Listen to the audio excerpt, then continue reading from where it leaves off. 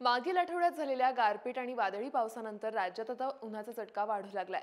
राज्यात पुढील 5 दिवस कोरड्या हवामानासह उन्हाचा चटका अधिक तापदायक ठरण्याची शक्यता हवामान विभागानं वर्तवली आहे।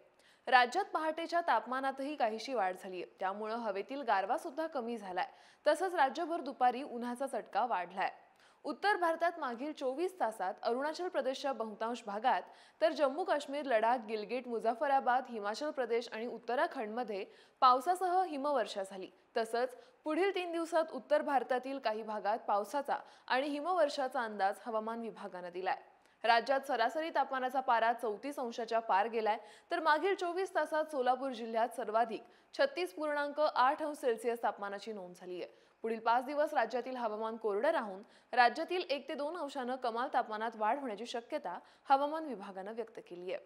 हा होता हवामानाचा अंदाज। अशाच ताज्या अपडेटसाठी ॲग्रोवनला लाईक, शेअर आणि सबस्क्राईब करायला विसरू नका।